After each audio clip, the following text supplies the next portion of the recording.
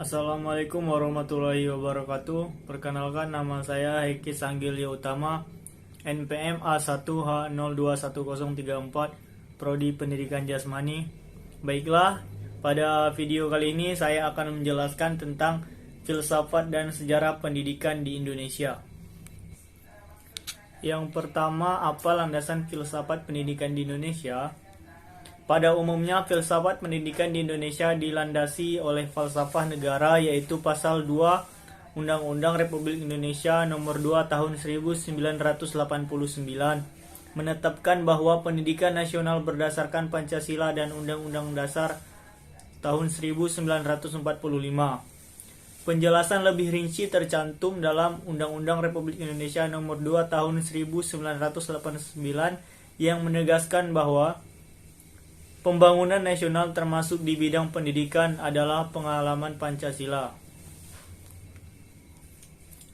Apa sejarah pendidikan di Indonesia? Yang pertama, bagaimana sejarah pendidikan di Indonesia pada masa kolonial? Awal dari mulainya perkembangan pendidikan di Indonesia itu adalah saat Belanda kesulitan keuangan akibat peperangan di Ponorogo, sehingga untuk mensiasati masalah tersebut, Belanda menerapkan kerja paksa demi pemenuhan tenaga kerja murah. Pemerintah Belanda mengusahakan agar bahasa Belanda bisa diujarkan oleh masyarakat untuk mempermudah komunikasi antara pribumi dan Belanda. Yang kedua, aliran pokok pendidikan apa yang ada di Indonesia? Aliran pendidikan yang berkembang di Indonesia sangat banyak, tapi yang paling pokok adalah pendidikan taman siswa dan NIS. Karena latar belakang dan kepentingan pendirian kedua aliran ini digunakan untuk semua bangsa secara umum tanpa melihat ras, suku, daerah, kewilayahan, keyakinan, dan keagamaan atau golongan tertentu saja, sesuai dengan pandangan hidup bangsa Indonesia. Yang ketiga, bagaimana pendidikan Indonesia setelah kemerdekaan? A. Apa tujuan dan kurikulum pendidikan? Tujuan pendidikan dan pengajaran ialah membentuk manusia yang cukup dan warga negara yang demokratis secara bertanggung jawab tentang kesejahteraan masyarakat dan tanah air.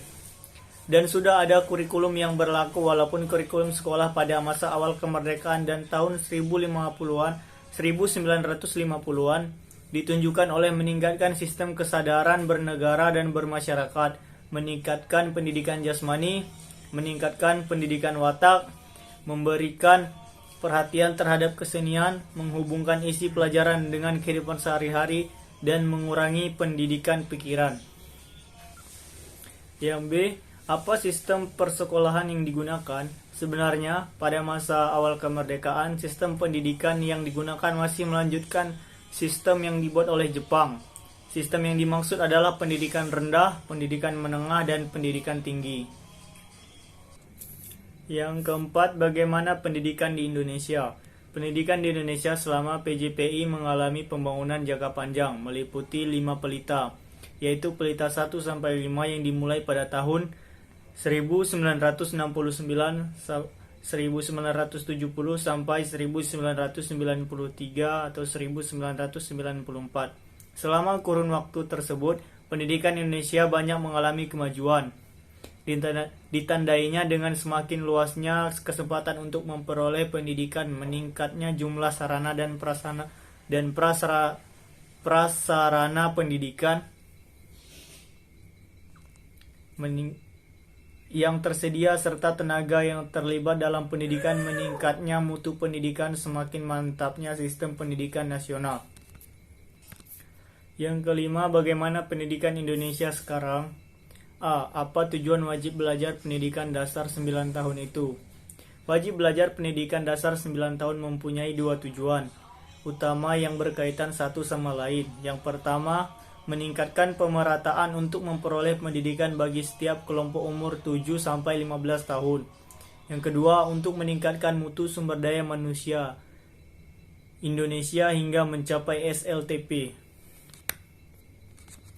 Yang B, kapan pelaksanaan kurikulum 1994? Pelaksanaan kurikulum 1994 dimulai secara bertahap, yaitu dari tahun 1994, 1995, Kurikulum 1994 disusun dengan maksud agar proses dapat menyesuaikan diri dengan tantangan yang terus berkembang sehingga mutu pendidikan akan terus meningkat. Yang C. Apa saja kurikulum yang pernah berlaku di Indonesia? Dalam sejarah pendidikan Indonesia, Kementerian Pendidikan dan Kebudayaan atau Kemendikbud telah melakukan 11 kali pergantian kurikulum pendidikan di Indonesia dalam rentan waktu 1947 sampai 2013. Mungkin hanya itu saja video yang dapat saya sampaikan. Lebih dan kurangnya saya mohon maaf. Saya akhiri. Wassalamualaikum warahmatullahi wabarakatuh.